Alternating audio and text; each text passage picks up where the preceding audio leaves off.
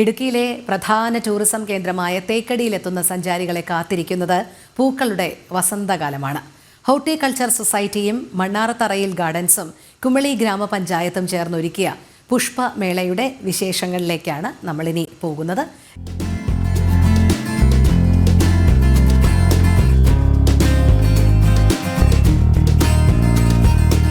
നൂറോളം ഇനത്തിൽപ്പെട്ട 1,00,000-ലധികം പൂച്ചെടികൾ, 30,000 ചതുരശ്ര അടിയിൽ വിവിധ നിറങ്ങളിൽ ചാലിച്ച ഒരു വസന്തകാലം. കുമളി തേക്കടി റോഡിൽ കല്ലറക്കൽ ഗ്രൗണ്ടിലാണ് പുഷ്പമേള ഒരുക്കിയിരിക്കുന്നത്.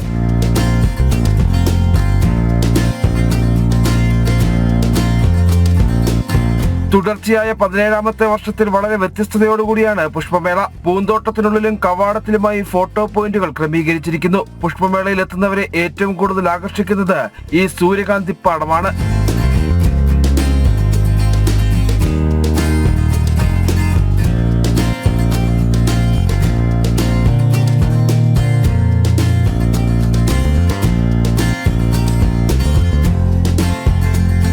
മുല്ലപ്പെരിയാർ ഡാമിന്റെ മിനിയേച്ചറും പുഷ്പമേളയിൽ ഒരുക്കിയിരിക്കുന്നു. ഈ വർഷം കഴിഞ്ഞ വർഷത്തിൽ നിന്ന് വളരെ വ്യത്യസ്തമായിട്ട് ഒരു 100-ൽ പരം ഇനങ്ങളിൽപ്പെട്ട ചെടികൾ, 1,00,000-ഓളം പൂച്ചട്ടികളാണ് ഇവിടെ അറേഞ്ച്മെന്റ്സ് ചെയ്തിരിക്കുന്നത്. അതിൽ പ്രധാനപ്പെട്ടത് റോസ്, ആന്തൂറിയം, ഓർക്കിഡ്, സാൽവിയ, സലേഷ്യ, ഡയാന്തസ്, പിറ്റോണിയ തുടങ്ങിയ ചെടികൾ കൂടാതെ പച്ചക്കറികളുടെ ഒരു സെക്ഷൻ ഇവിടെ അറേഞ്ച്മെന്റ്സ് ചെയ്തിട്ടുണ്ട്.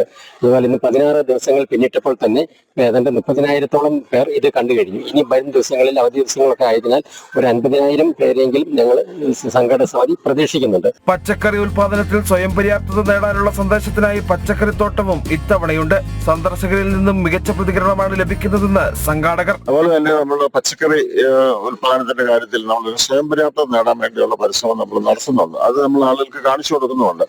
ചെറിയ ഒരു ചട്ടിയിൽ 2-3 തൈകളുണ്ട്. അതിന് വള്ളി കെട്ടി കൊടുത്ത് അല്ലെങ്കിൽ ചപ്പ് കൊടുത്ത് മുകളിലേക്ക് ഉയർത്തി വെള്ളരി, അച്ചിങ്ങ, പാവല്, പടവലം തുടങ്ങിയ എല്ലാം ഇങ്ങനെ കൃഷി ചെയ്യാം എന്നുള്ളൊരു മോഡൽ നമ്മൾ ആളുകളെ കാണിച്ചു കൊടുക്കുകയാണ്. അപ്പൊ അതോടനുബന്ധിച്ചുള്ള സെമിനാർ നടത്തും. വിവിധ റൈഡുകൾ ഉൾപ്പെടുന്ന അമ്യൂസ്മെന്റ് പാർക്കും 60ഓളം വാണിജ്യ സ്റ്റാളുകളും ഇവിടെ ക്രമീകരിച്ചിട്ടുണ്ട്. എല്ലാ ദിവസവും വിവിധ വിഷയങ്ങളിൽ സെമിനാറുകളും വൈകുന്നേരങ്ങളിൽ കലാപരിപാടികളും പുഷ്പമേളയുടെ ഭാഗമായി ഒരുക്കിയിരിക്കുന്നു.